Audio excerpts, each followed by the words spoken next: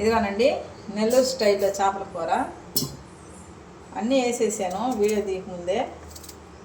కారం, ఉప్పు, నూనె, మరి చేపలు శుభ్రంగా కడిగి, మరి కరివేపాకు, అల్లం వెల్లుల్లి పేస్టు, జీలకర్ర, ధనియాల పౌడరు అన్నీ వేసి కలిపి పెట్టానండి. దీన్ని పచ్చిమిరపకాయల పేస్టు, టమాటా పేస్ట్ కూడా వేసాను. ఇంకా లాస్ట్ ఇది ఉల్లిపాయ పేస్ట్ వేస్తున్నాను చూడండి.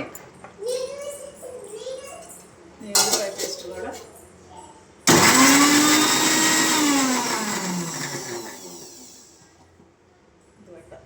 మొక్కలుగా వేసుకోవటమే. కొంచెం వేసుకొని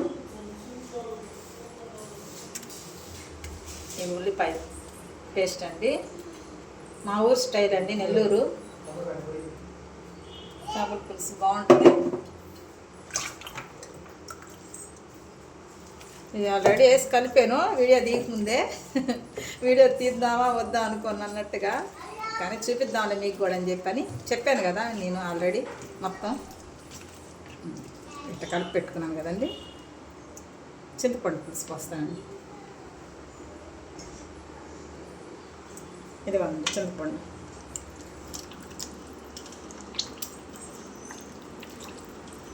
దాన్ని కొంచెం చూసుకోమ్మాయి, ఇది తీసుకున్నాక పోస్తాను. ఏం మాటలు ఏం పడితే ఏం పర్వాలేదు, కానీ మళ్ళీ కట్ చేసుకుంటాము.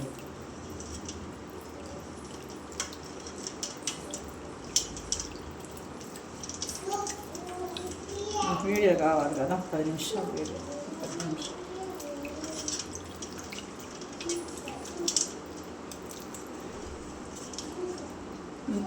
ఇంత పట్టిద్దండి మామూలుగా.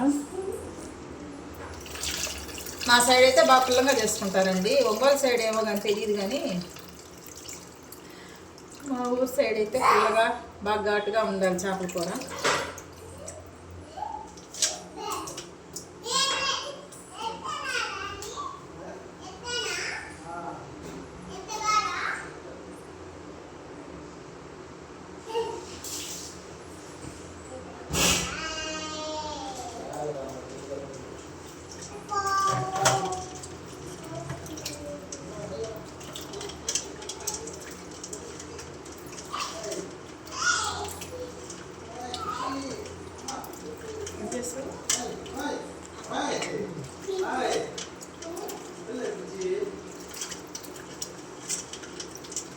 పక్కన వాళ్ళు మాటలు కూడా వైరల్ అవుతాయి. అది శతాక్షి చేసుకుంటున్నాను చూడంటున్నా.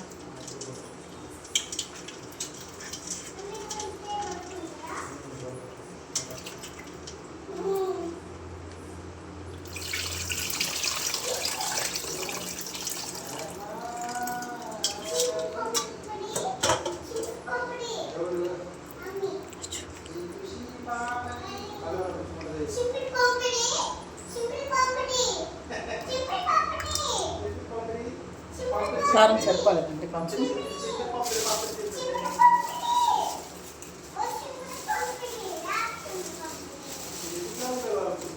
కొంచెం కారం వేసుకున్నామండి, సరిపోదని వేసుకుంటున్నాను.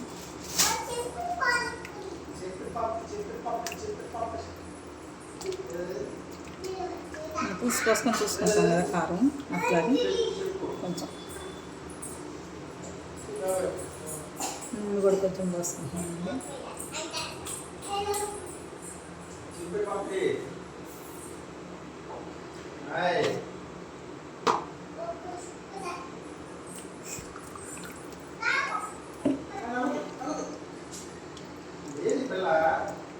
జయన్ బావా అవును కూడా పోసుకున్నామండి. పెట్టేస్తున్నాం గ్యాస్ మీద.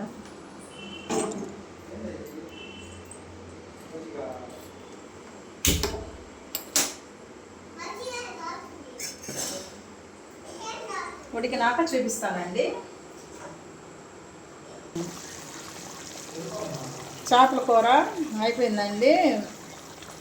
ఇది కొత్తిమీరతో గ్రానిష్ చేస్తున్నాను.